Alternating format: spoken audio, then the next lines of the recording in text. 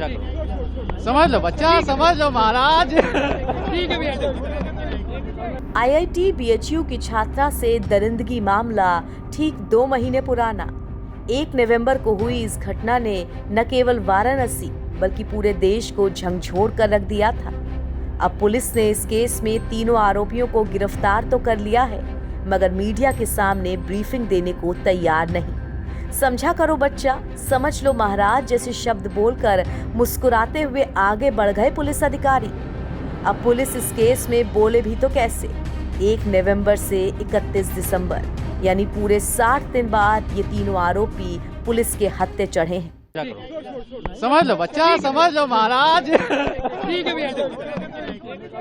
जरा सोचिए, सबसे सुरक्षित माने जाने वाले बीएचयू कैंपस के अंदर घुसकर छात्रा के साथ इस तरह की वारदात को अंजाम देकर तीनों फरार भी हो गए और उनका कोई सुराग भी नहीं मिला।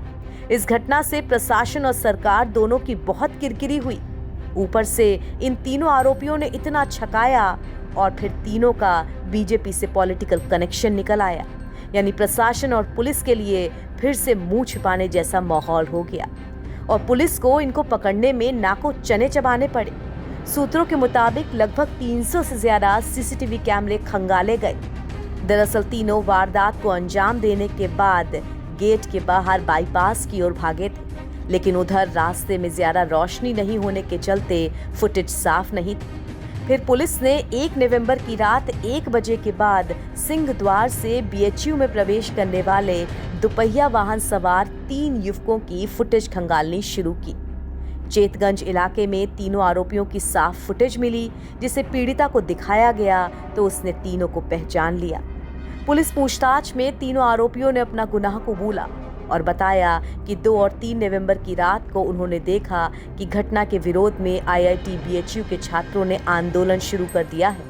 इस पर तीनों डर गए और शहर छोड़कर मध्य प्रदेश में विधानसभा चुनाव प्रचार में लग गए।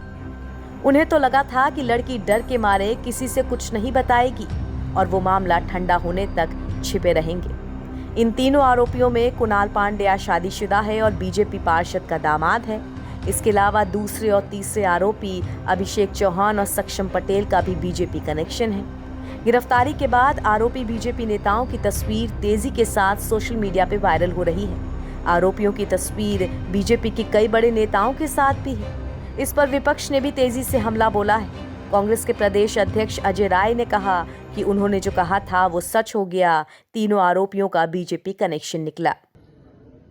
आज 2 महीने पहले जो घटना घटी थी बीएचयू कैंपस में, उसमें आज 3 लोगों की गिरफ्तारी हुई जो आरएसएस और बीजेपी से जुड़े लोग हैं। मैंने उसी दिन ये कहा था कि ये आरएसएस और बीजेपी के लोग हैं और वो साबित हो गया कि वही भाजपा आरएसएस के लोगों ने उन बच्चियों के साथ जो दुष्कर्म किया था, वो तीनों लोग भारतीय जनता पार्टी के साथ जुड़े हुए हैं। कोई पदाधिकारी है, कोई कार्यकर्ता है, कोई आईटी संयोजक है और कोई एक व्यक्ति उसमें वहां के काशी प्रांत के अध्यक्ष का पीए है।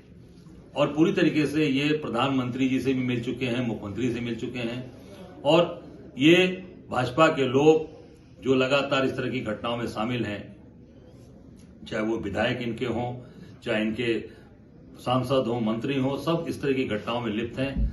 और पूरी तरीके से मैं यही कहना चाहूंगा कि ये भारतीय जनता पार्टी के लोग इन चीजों को बढ़ावा दे रहे हैं। बेटी बचाओ और बेटी पढ़ाओ केवल एक नारा है, इस नारे के आड़ में ये बच्चियों का शोषण कर रहे हैं, उनको पूरी तरीके से उनके साथ ये दुष्कर्म कर रहे हैं। निश्चित तौर से ऐसे लोगों के खिलाफ कठोर से कठोर कार्रवाई हो, कड़ी कार्रवाई हो। और 2 महीने लग गए पुलिस को अभी तक इनको पकड़ने में, जो कि सीसी कैमरा और सारी चीजें उपलब्ध होने के बाद भी इतना विलंब लगा, इसलिए कि इनको पूरी तरीके से इनके ऊपर दबाव बनाया जा रहा था। इनको पूरी तरीके से जहां तक मेरी जानकारी है कि इनको कैसे बचाया जा सके, पर दबाव इतना बना जनमानस का, जनता, काशी की जनता का, पूरे प्रदेश की जनता के। प्रधानमंत्री का संसदीय क्षेत्र है और प्रधानमंत्री के संसदीय क्षेत्र में जो ऐसी घटनाएं हो सकती हैं तो आप समझ सकते हैं कि प्रदेश और देश में क्या स्थिति होगी। निश्चित तौर से मैं यही सरकार से मांग करूंगा, ऐसे लोगों पर तत्काल कार्रवाई हो और कठोर। वहीं सपा प्रमुख अखिलेश यादव ने सोशल मीडिया पर लिखकर पूछा है कि बीजेपी की ये कैसी जीरो टॉलरेंस की नीति है। एनबीटी ऑनलाइन की रिपोर्ट।